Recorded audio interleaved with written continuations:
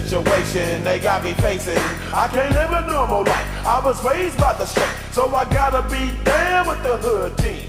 Too much television watching got me chasing dreams.